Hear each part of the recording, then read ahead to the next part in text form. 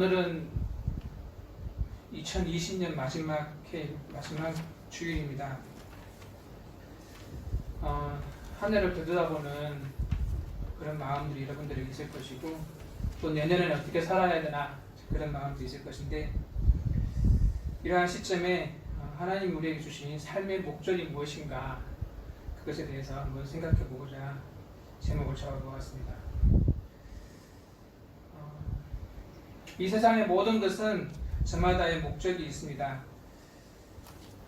여러분들이 손목에 차고 있는 시계는 사람들에게 시간을 알리는 목적이 있고, 또 자동차는 사람들을 빠르게 안전하게 목적지에 이동하게 하는 그런 목적이 있습니다. 하늘은 하나님의 영광을 선포하고 궁창이 그의 손으로 하신 일을 나타내는도다. 시편 19편 1절 말씀인데요. 하늘의 별이나 바다의 고기도 자기의 존재의 이유가 있고 또 거기에 충실하려고 한다는 것입니다. 하나님의 형상으로 지음받은 우리이고, 사람이 목적 없이 산다는 것은 있을 수 없는 일입니다. 사람은 이 세상에 태어나면서부터 하나님의 놀라운 계획 속에서 살아가도록 되어 있습니다. 하나님께 감사하고 하나님의 영광을 위하여 살아야 하는 것입니다. 이 목적에 부합하지 않을 때 인생은 고통과 불행의 연속이며, 이 목적에 합당할 때 참된 행복과 기쁨을 만끽하게 되는 것입니다. 한 연구에 의하면 사람의 95%는, 이 세상 사는 사람들의 95%는 자신의 인생의 목표를 글로 적어본 적이 없다고 합니다. 그러나 자신의 목표를 글로 써본 5%의 사람들 중에 95%는 자신의 목표를 성취하고 산다고 합니다. 그러나 많은 사람들은 인생의 목표와 비전을 생각하지 않은 채 세상의 자극적인 문화에 끌려서 그냥 살아가고 있다는 것입니다. 그저 당면한 문제를 해결하기 위해서 급급한 나머지 자기의 삶의 목적에 대해서 고민과 성찰 없이 그냥 살아간다는 것입니다. 인생의 목적에 대해 모른다는 것은 근본적으로 삶의 출발에 대한 고민이 없다는 것입니다. 사람에게 생명을 주신 하나님을 모르기 때문에 목적과 방향성 없이 그냥 남들이 가는 방향을 따라서 살 수밖에 없는 것입니다. 그래서 방황하고 갈등을 경험하는 것입니다. 우리 주변에 있는 청소년들, 학생들을 보면 공부하는 데도 목적이 있고, 또 나가서 운동을 하는데 그 운동에도 목적이 있습니다. 게임을 하는 데도 아마 목적이 있을 것입니다. 그리고 우리가 병원에 가는 것, 병을 치료하기 위해서 가는 것입니다. 그리고 여행을 하는 것도 어떻게 보면 추억을 만들고 평안을 누리고 안식을 함께 하기 위해서 여행을 합니다. 그리고 교회에 오는 것도 진짜 중요한 것은 예배를 드리기 위해서 오는 것입니다. 어른들은 어떤가요? 사랑하는 사람을 만나고 또 돈을 버는 것, 또 자신과 사회와 나라에 영향을 끼치기 위해서 힘을 쓰기도 합니다. 그러나 진짜 중요한 것은 하나님을 즐거워하고 영화롭게 하는 것입니다. 하나님 우리를 지으셨고 우리를 자녀 삼아주셨고 또 지금 이 자리에 함께 계십니다. 하나님께서 우리에게 기대하시는 것은, 하나님께서 우리에게 기대하시는 목적이 있다는 것입니다. 하나님 우리를 지으신 목적, 즉 하나님을 영화롭게 하고 하나님을 즐거워하는 것, 그것이 우리가 인생을 사는 것의 목적이라는 것입니다. 자신을 위해서 또 세상이 말하는 성공을 추구하기 위해서 사는 것이 아니라 하나님이 기뻐하시는 길, 우리의 지혜와 감정과 뜻을 다해서 하나님을 즐거워하고 그분을 영화롭게 하기 위해서 살아야 한다는 것입니다.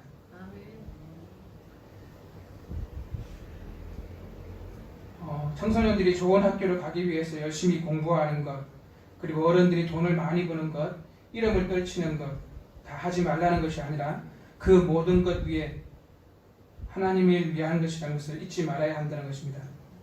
성령의 인도하심과 말씀이 가르치는 범위 안에서 마음껏 하고 싶은 것을 하되 그 초점이 하나님을 향해 있어야 한다는 것입니다. 고린도전서 10장 31절 말씀, 그런즉 너희가 먹든지 마시든지 무엇을 하든지 하나님의 영광을 위하여 하라. 어떻게 보면 가장 일상적인 일입니다. 먹든지 마시든지 무엇을 하든지. 다 아시다시피 교회에 와서 찬송 부르고 기도만 하라는 말씀이 아닙니다. 사람의 가장 일상적인 행동, 먹든지 마시든지 무엇을 하든지 그 끝이 그것을 지향하는 것은 하나님의 영광이어야 한다는 것입니다. 항상 하나님을 염두에 두고 있으니 하나님의 뜻을 생각하고 하나님 원하시는 그 방향대로 가야 한다는 것입니다. 우리는 하나님의 지으신 피조물입니다. 하나님이 우리를 만들 때 목적을 갖고 만드셨고 그 목적이 바로 하나님께 영광 돌리는 것입니다. 하나님께 영광 돌리고 하나님을 즐거워하는 것입니다. 하나님의 뜻에 순종하는 삶을 살 때 사람에게도 또 하나님에게도 가장 아름답고 좋은 삶이 되는 것입니다. 우리는 우리의 삶 그대로 살아계신 하나님께 영광을 돌릴 수 있습니다. 우리의 삶을 통해 세상의 사람들이 우리의 삶을 통해 세상의 사람들이 하나님을 떠올린다면 그것으로 충분합니다. 사람은 하나님을 위해 살 때 가장 행복하다는 것을 기억하시기 바랍니다. 유튜브 동영상을 하나 준비했는데요. 그것을 한번 보았으면 좋겠습니다.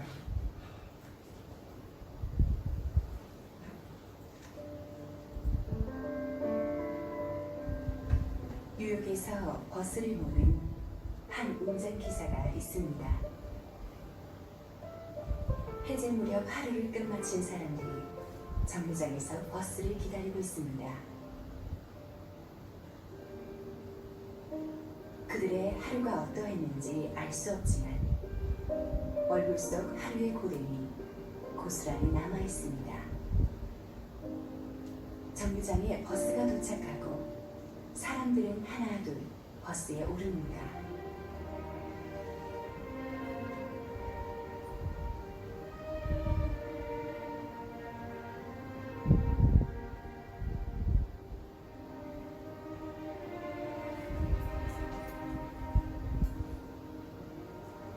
무슨 일일까요?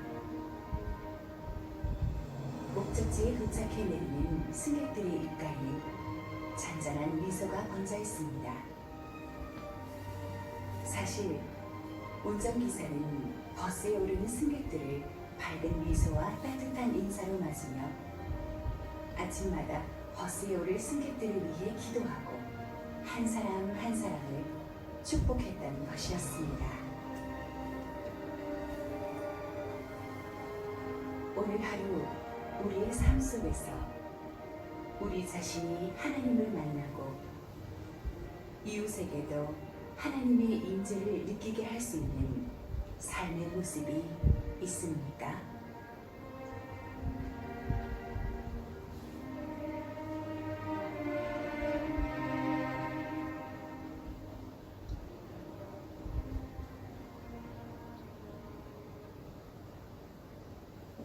네, 성도는 걸어다니는 하나님의 소상화이다. 이 말이 제 가슴에 와닿았습니다. 이 유튜브 영상을 통해서 여러분은 또 하나님이 꿈꾸는 그런 세상을 함께 꿈꾸시기 바랍니다. 사람의 제일 되는 목적이 무엇인가? 사람의 제일 되는 목적은 하나님을 영롭게 하는 것과 영원토록 그를 즐거워하는 것이다. 하나님께 영광을 돌리는 것은 거창한 일이 아닙니다. 나를 구원하신 하나님의 은혜를 계속해서 떠올리며 감사하는 것, 하나님의 백성으로 하나님의 기쁨이 되기 위해 삶을 사는 것입니다. 우리는 지난 12월 초부터 성경 읽기를 하고 있습니다. 성경은 우리에게 분명한 하나님의 뜻을 가르쳐줍니다. 하나님이 피조세계를 위해 행하신 일이 무엇인지, 지금도 갖고 계신 하나님의 계획이 무엇인지 기록되어 있는 것이 성경입니다. 사람이 어떻게 살아가야 하는지도 기록되어져 있습니다. 이 성경을 통해서 하나님의 뜻을 알 수 있고 깨달을 수 있으며 하나님께 영광을 돌릴 수 있습니다. 성경은 우리의 안내자이며 삶의 등불이며 영혼의 양식이 됩니다. 모든 성경은 하나님의 감동으로 된 것으로 교훈과 책망과 바르게 함과 의로 교육하기에 유익하니 했습니다. 취업을 하거나 또 대학을 준비할 때 우리는 지원서라는 것을 씁니다. 어떤 직장이나 또는 일터에 가기 위해서 이력서를 써서 내기도 합니다. 우리 자신을 그 사람에게 또는 그 조직에 소개하기 위해서입니다. 이력서에는 나는 이런 사람입니다. 이렇게 소개하는 것입니다. 그리고 자신을 소개하며 저를 사용해 주십시오. 이렇게 말하는 것입니다. 개인의 정보와 학력과 또 자격증과 활동 경력과 그러한 것들을 기록합니다. 많은 사람들이 이 이력서에 한 줄이라도 더 기록하기 위해 애를 쓰기도 합니다. 스펙을 쌓기 위해서 노력하는 것입니다. 그런데 우리가 알고 있는 이 스펙, 이력이라는 말의 진짜 의미는 따로 있습니다. 이 스펙이란 말은 진짜 말은 사용 안내서라는 뜻인데 우리가 가전제품을 사고 사용할 때 사용 설명서가 들어있는 것처럼 그 사용 설명서가 바로 스펙이라는 것입니다. 우리의 삶에도 사용 설명서가 있고 스펙이 있는데 그것은 바로 성경입니다. 성경이야말로 우리의 삶의 안내서라는 것입니다. 성경에 하나님의 뜻이 기록되어져 있고 우리가 하나님께 영광 돌리는 방법을 소개하고 있습니다. 성경이 아닌 다른 방법으로 하나님을 알 수 있는 방법이 없고 또 하나님을 영화롭게 할 수 있는 방법도 없습니다. 하나님은 우리에게 어떤 규칙과 질서를 주셔서 자기를 영화롭게 하기 위한 것을 만드셨는데 그것이 바로 성경이라는 것입니다. 신구약 성경에 기재된 하나님의 말씀은 어떻게 우리가 그를 영화롭게 하고 어떻게 그를 즐거워할 것인가 라는 것을 적어 놓은 것입니다. 하나님은 그의 뜻을 성경에 기록해 두었습니다. 그래서 우리가 읽었던 말씀 모든 성경은 하나님의 감동으로 된 것으로 교훈과 책망과 바르게 함과 의로 교육하기에 유익하다고 했습니다. 성경은 원저자가 하나님이십니다.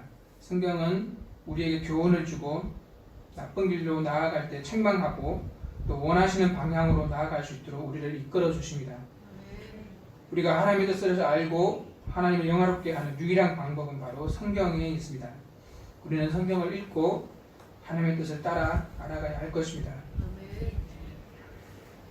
성경이 하나님의 온전하신 뜻을 담고 있고 성경에 기록된 말씀을 통해 하나님을 영화롭게 하며 하나님을 즐거워할 수 있는 그런 책인 것입니다. 그렇다면 조금 더 자세하게 들어가서 성경에 기록되어 있는 내용은 무엇일까요? 그것은 사람이 하나님에 관하여 믿어야 할 것과 하나님께서 사람에게 요구하시는 의무는 무엇인가 그러한 내용들이 들어가 있는 것입니다. 성경이 제일 중요하게 가르치는 것은 사람이 하나님에 대하여 믿어야 할 것과 하나님께서 사람에게 요구하시는 본분이 적혀져 있다는 것입니다.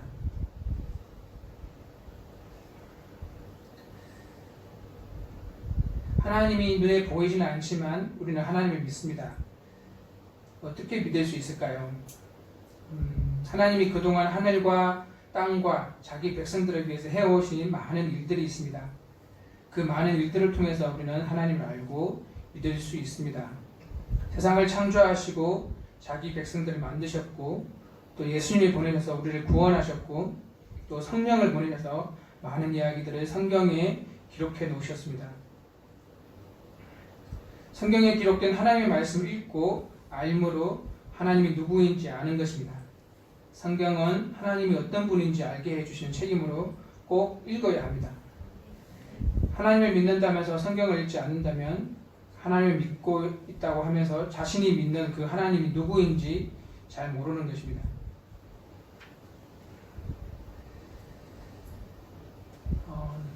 성경은 어떻게 살아야 하는가를 알려줍니다. 하나님을 영화롭게 하고 하나님을 즐거워하기 위한 방법이 성경에 기록되어져 있습니다.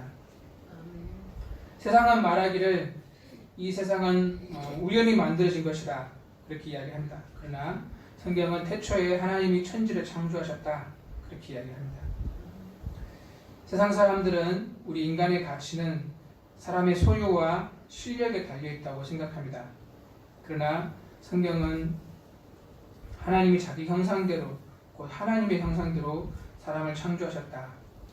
그래서 하나님의 형상이 우리 안에 있다 이렇게 이야기하고 있습니다. 세상은 남이 준 만큼 되돌려 주어야 한다 그렇게 이야기하고 있습니다. 하지만 성경은 너희 원수를 사랑하며 너희를 박해하는 자를 위해서 기도해라 이렇게 이야기하고 있습니다. 세상은 죽음은 끝인데 마음껏 누리다가 죽어야 된다 그렇게 이야기를 하고 있습니다. 그러나 성경은 어떻게 이야기하고 있을까요?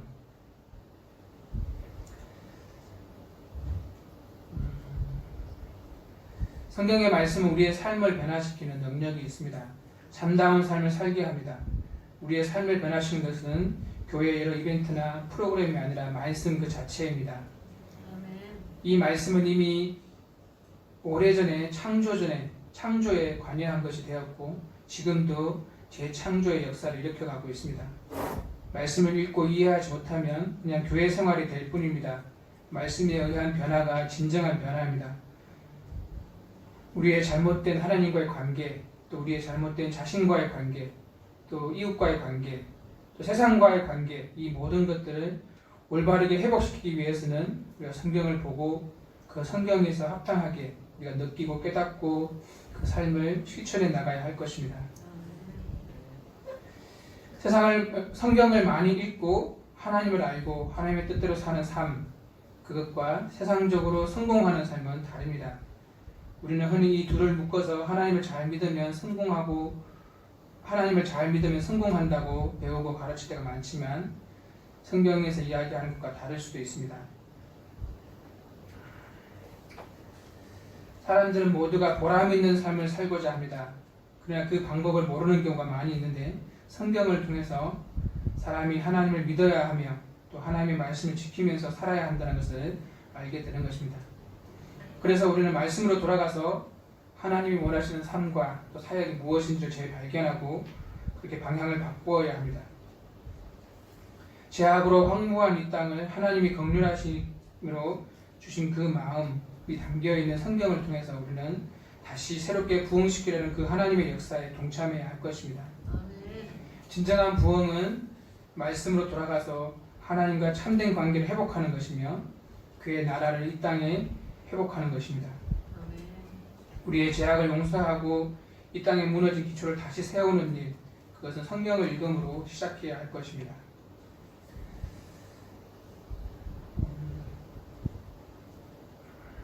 우리가 믿고 다니고 있는 이 교회는 기독교 대한성결교라고 이렇게 이야기를 하는데요. 성결교는 그 감리교의 전통을 잇는 것이 많이 있습니다. 감리교는 그 영국의 존 웨슬레라는 사람이 세운 시작한 성령의 사건인데요.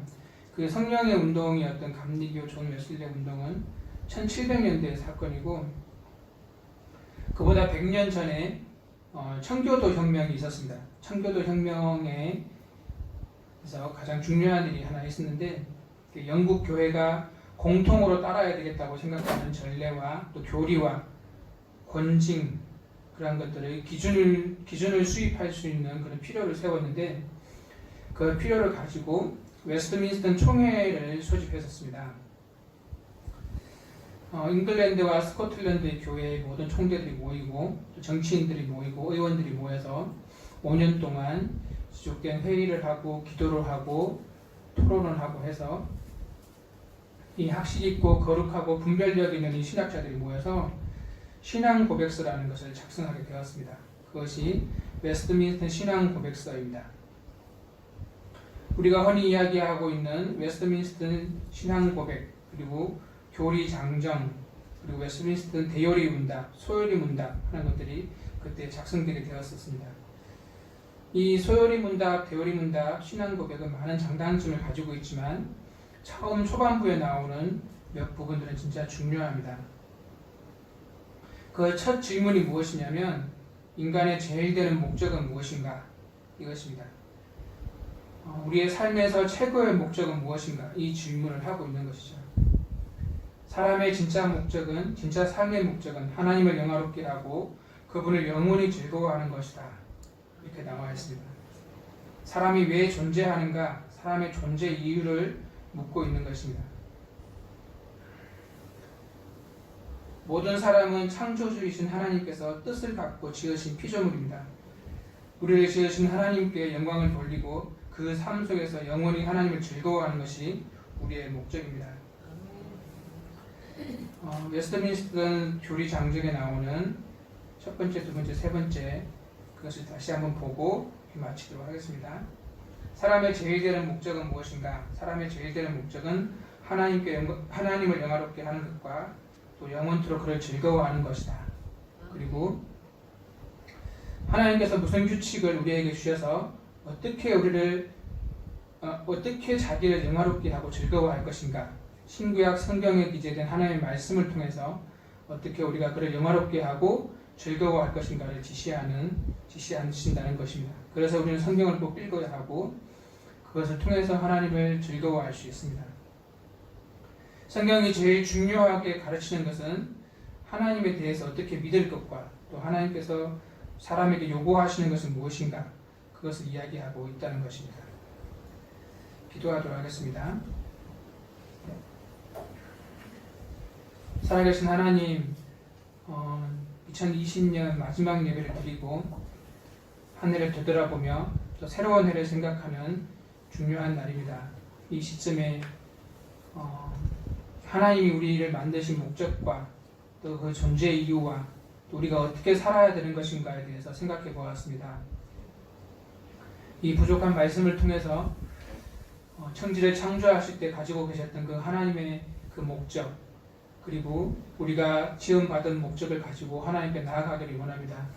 우리의 평생을 살아가면서 하나님을 영화롭게 하고 하나님을 즐거워하는 그것을 놓치지 않게 해주시고 신구약 말씀을 자세하게 잘 읽음을 통해서 하나님 원하시는 것이 무엇인지 알아갈 수 있도록 도와주십시오. 그래서 올바른 방법으로 올바른 신앙으로 주님께 나아갈 수 있는 그런 우리가 되기를 소원합니다. 감사합니다. 예수님 이름으로 기도합니다.